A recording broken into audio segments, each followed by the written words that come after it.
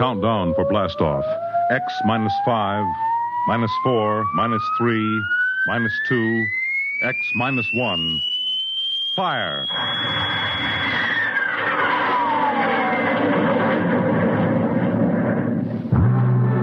From the far horizons of the unknown come transcribed tales of new dimensions in time and space. These are stories of the future. Adventures in which you'll live in 1,000,000 could-be years, on 1,000 maybe worlds. The National Broadcasting Company presents X minus 1.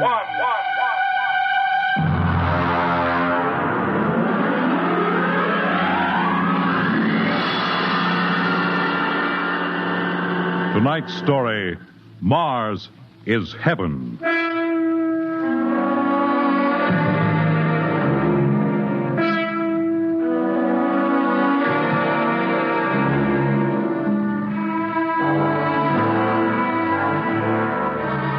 When the first space rocket lands on Mars, what will we find? Only the ruins of a dead and deserted planet? Or will there be life? Intelligent life in some strange form that we can only imagine? Will we be welcomed with open arms? Or will the Martians treat us as invaders? Only one thing is certain.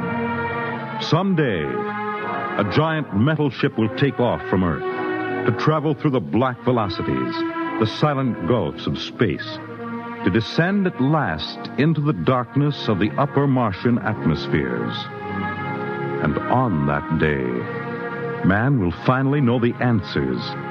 The day we first land on Mars.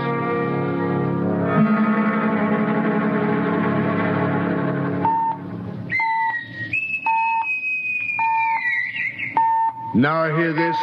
Now hear this. Approaching critical deceleration. Fasten gravity suits. Stand by to land. There it is. We've intersected the course vector, sir. All right, Mr. Lustig. Over to manual control. Aye, sir. Masters, sound general quarters. Aye, sir. Mr. Lustig, what do you make of the terrain? There seems to be a heavy ground, Miss Captain. We won't be able to use the infrared lights. And we'll have to come in on radar. Isn't that a little risky, sir? Landing in the dark? I'd rather run the danger of a blind landing, Lieutenant, than come in without the cover of darkness. Remember, we don't know what kind of reception is waiting for us down there. Airspeed 500. Altitude now 4,000. Bridge to engine room. Stand by for deceleration. Fire forward tubes 1 and 3.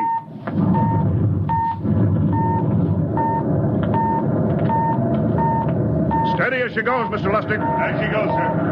Airspeed 100. Altitude 1,000.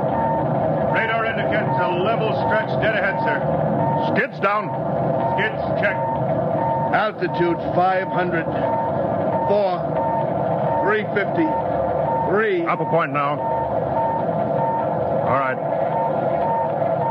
Let's set her down.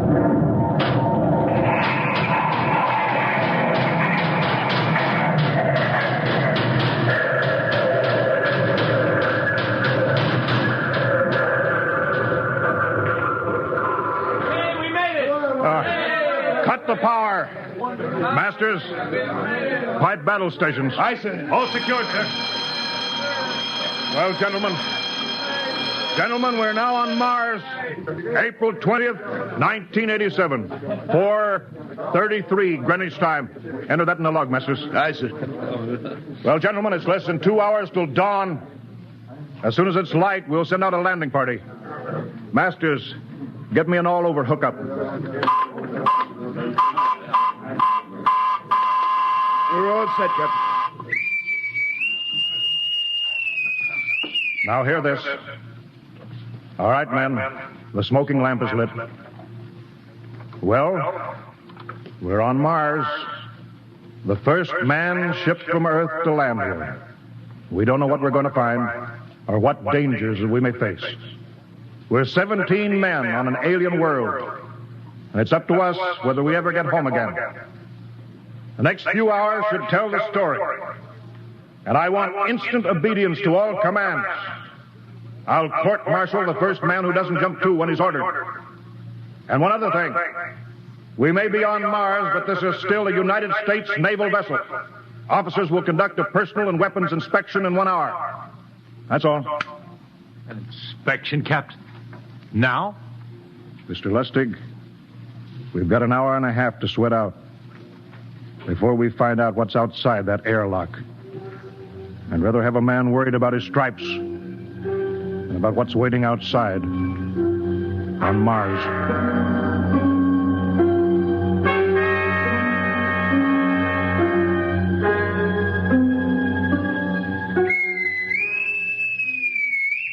Now hear this. Landing party report to forward airlock. Captain Black, Lieutenant Hingston, Lieutenant Lustig, and Dr. Horst report immediately to forward airlock. There's now landing time -5. Well, they're paging us. You ready, Dr. Horst? Yes, Mr. Lustig. As ready as I will ever be. Come on, let's get in the lock.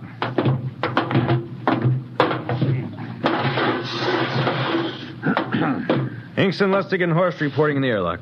Very well, sir. The captain will join you.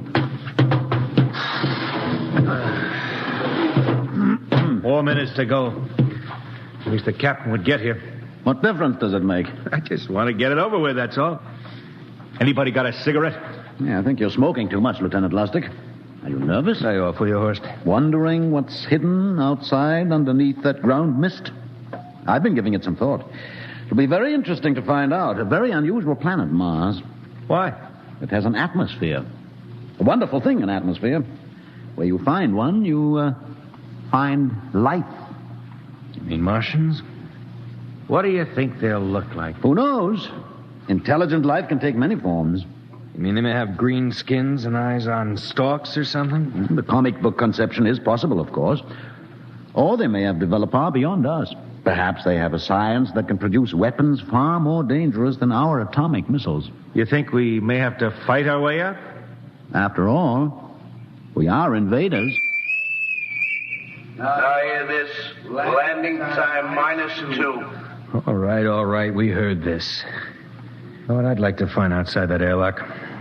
Good old Illinois. Ever been there, Lustig? Only Chicago. Well, you ought to see my hometown. Green lawns, big white houses. Sounds like my hometown. My grandmother used to have one of those iron deer on the lawn.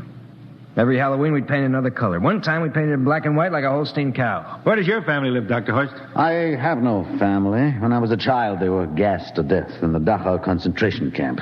Tough. No, it has its advantages. I have no ties on Earth. Nothing to lose now. I imagine I'm the only one on board who is free to enjoy our present peculiar position. All right, Masters, you can button it up now. Aye, sir. Well, gentlemen, check your sidearms. In 1 minute, we'll be the first men to set foot on Mars. Quite an honor, eh? As long as the medals are not rewarded posthumously. Still uneasy, Dr. Horst? Captain Black, I've been uneasy ever since I can remember. On Earth and on Mars. Well, 30 seconds. Give me the intercom phone, Lustig. Yes, sir. Masters? Aye, sir. Battle stations are to be manned until we return. If we're not back in 2 hours, I want no rescue party sent out. Blast off and save the ship, you understand? Aye, sir. All right. 5 seconds. 4, 3, 2, 1. Lustig, open the outer airlock. Aye, sir.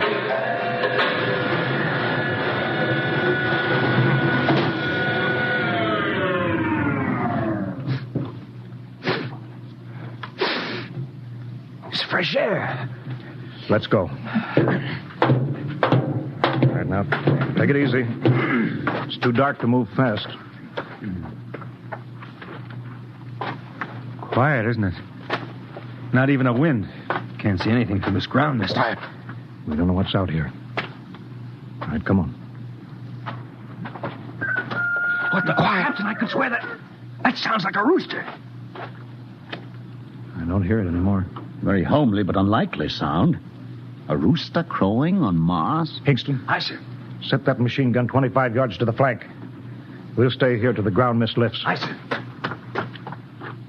What do you make of the ground, Horst? Grass. Plain grass.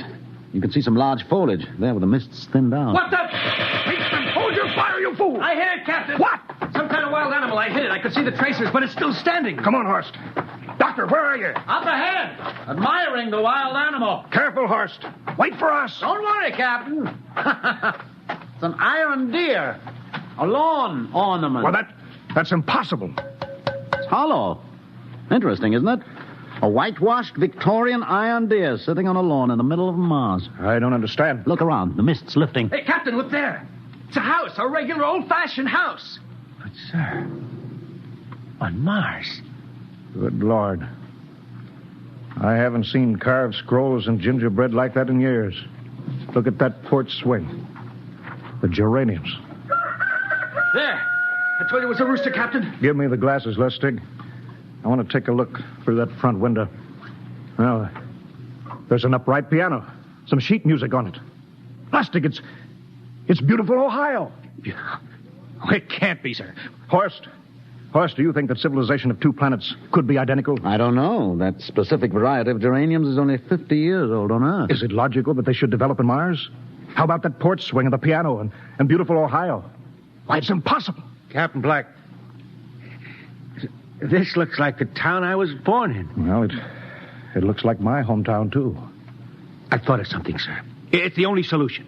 Maybe we're not the first ship to reach Mars from Earth. Don't be ridiculous, Lustig. Oh, how else can you explain it? Suppose some scientists got together. They invented some spaceship and planted a colony here. That's the only answer. That's impossible, Lustig. Been space travel, it couldn't be secret. Do you have any idea what ships cost, what industrial power is needed? No, there's got to be some logical reason. I think perhaps we might find out, Captain. The light just went on in that house. Kingston, cover that door with the machine gun. Aye, sir. All right, come on, Horst. We're going to ring that doorbell. There's got to be a scientific answer to all this.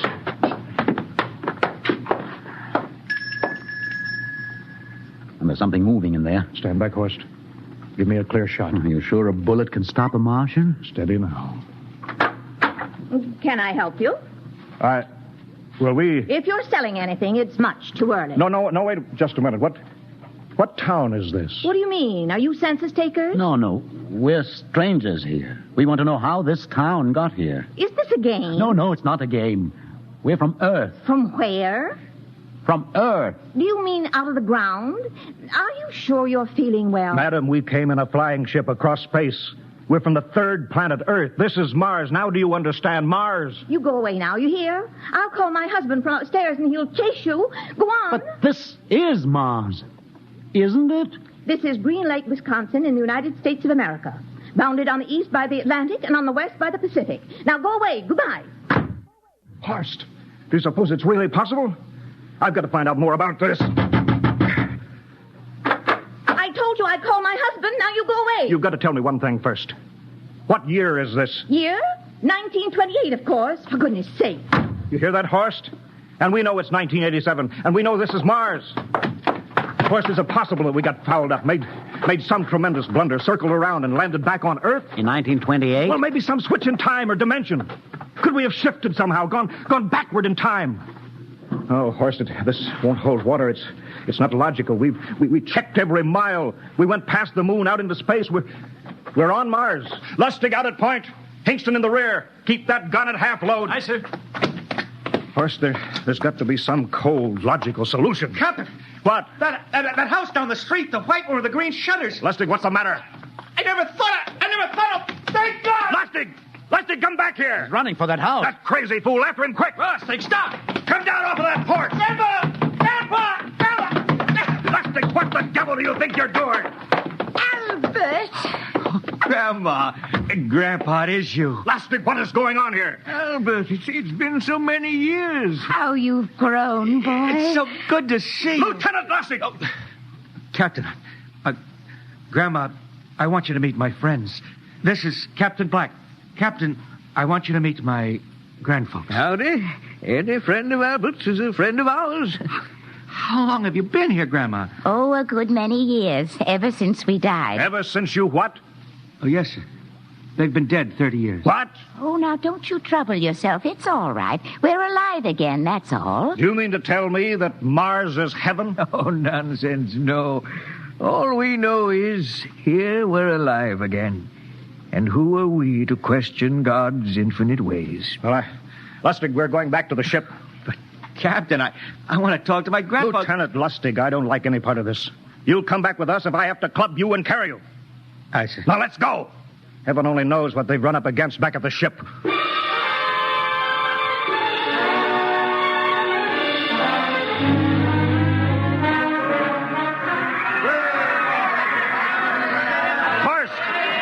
Crowd around the ship. Looks like we're being welcomed with a celebration, Captain. Celebration? They've abandoned ship. Every port is open. No guard set. You masters! Hiya, Captain.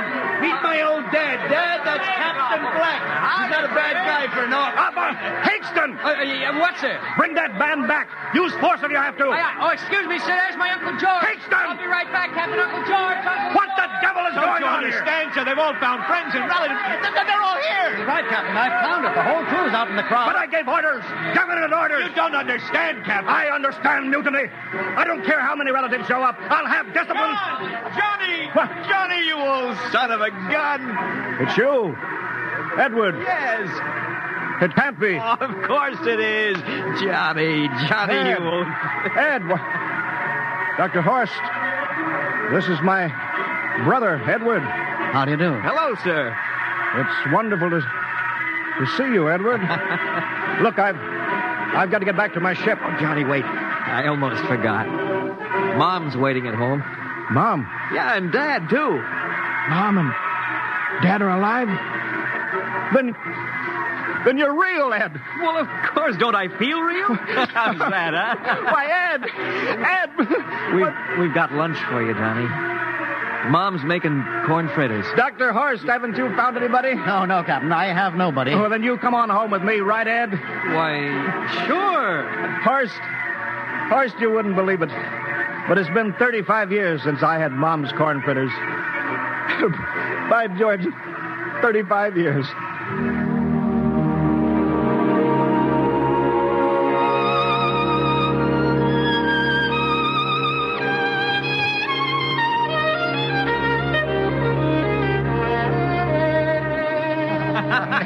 And there's plenty more in the kitchen, so don't hold back, Johnny.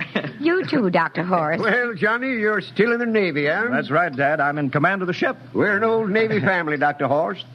All three of our boys in the service. Yeah, Ed was the best pilot in the Pacific, too. What did happen, Ed? What's the difference? I'm here now. Yeah, but... You know, it's almost perfect. All we're missing is your brother, Will.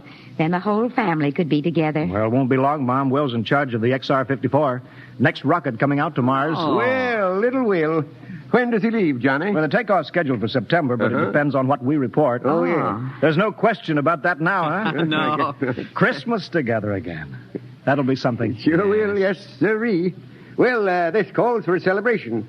How about a little of the old dandelion wine, eh, Johnny? Now, Father, don't you go giving Johnny too much wine. He's a big boy now, Mother. Well, sir, isn't everything just fine? Just fine.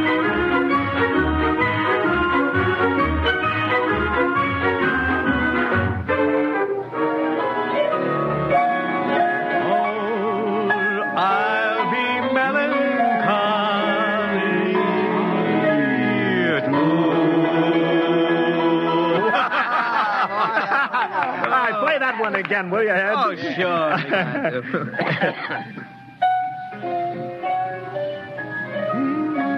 Well, Dr. Horst, what are you doing sitting over here alone? What do you think of my little family? Very nice. You know, I can't understand why you didn't find any folks here, Dr. Horst. It's just a shame everybody else is so happy. Well, I never remembered my family, Mrs. Black. All I know is they were gassed at Dachau during the Second World War. When I was liberated, I was in delirium 3 months. I cannot remember anything before then. A psychiatric phenomena. Well, that's terrible. Isn't there anything anybody can do? I don't want to remember. I have not had a pleasant life. I prefer to be free of emotional entanglements. They interfere with a scientific approach. Oh, I'm sorry, Dr. Horst.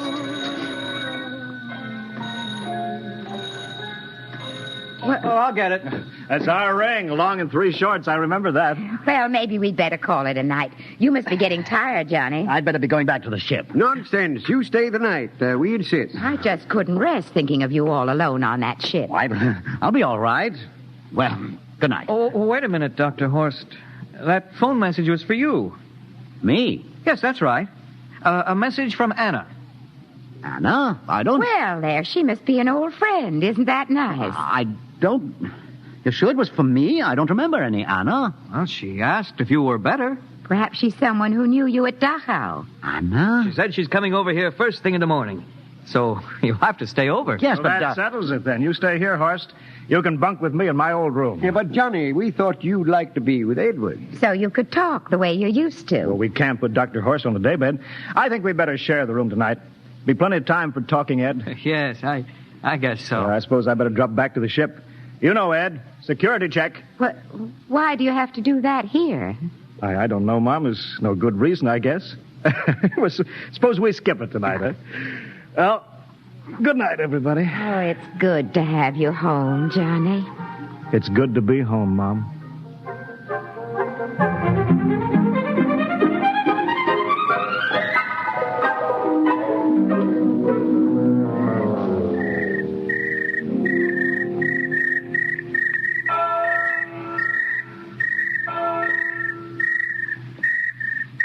Captain Black.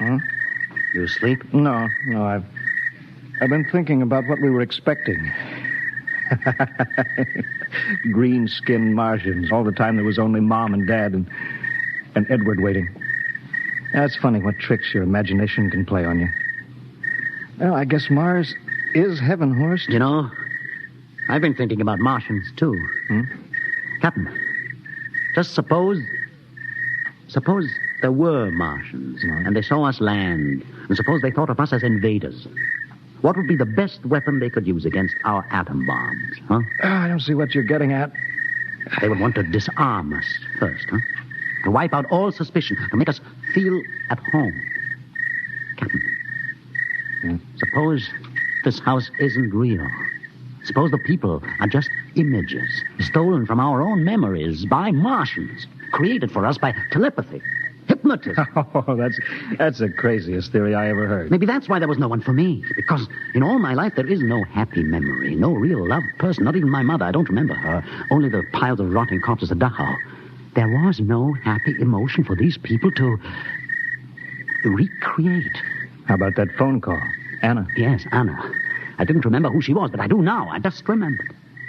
When I was freed from Dachau, sick, delirious, I raved about a wonderful, kind nurse named Anna that took care of me. Well, there you are. It's logical. She's coming to see you tomorrow. But there was no Anna. I'd been nursed by a man. What? Anna was only a dream.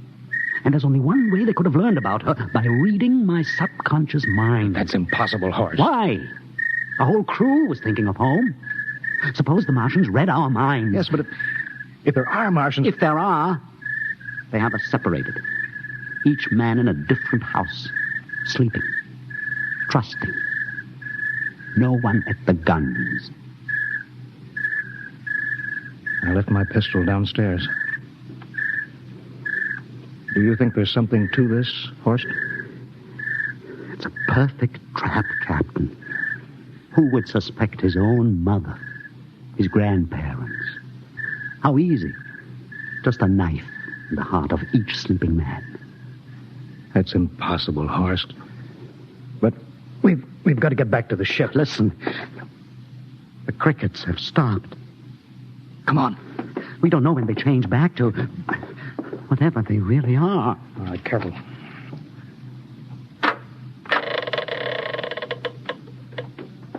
Where are you going, John? Ed, we wanted a drink of water.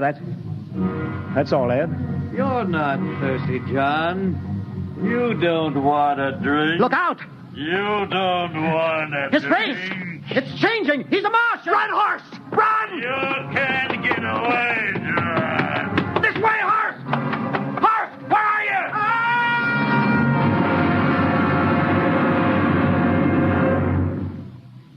Hello?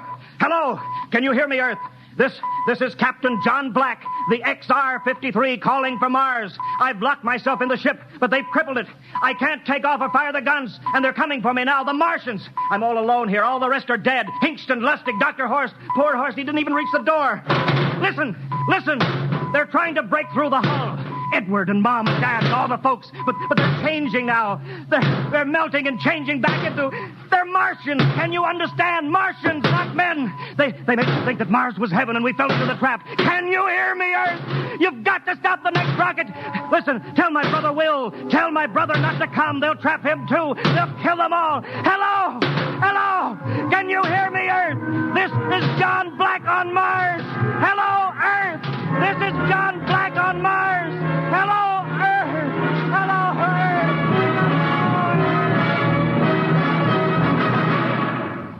Tonight, X-1 has brought you the science fiction classic, Mars is Heaven, written by Ray Bradbury and adapted for radio by Ernest Kenoy. Featured in the cast were Wendell Holmes as Captain Black and Peter Capell as Dr. Horst, with Bill Zuckert as Masters, Bill Lipton as Hingston, Margaret Berlin as the old lady, Bill Griffiths as Edward, Ken Williams as Lustig, Ethel Everett as Mom, and Edwin Jerome as Dad. Your announcer, Fred Collins. X-1 was directed by Fred Way and is a transcribed NBC Radio Network production.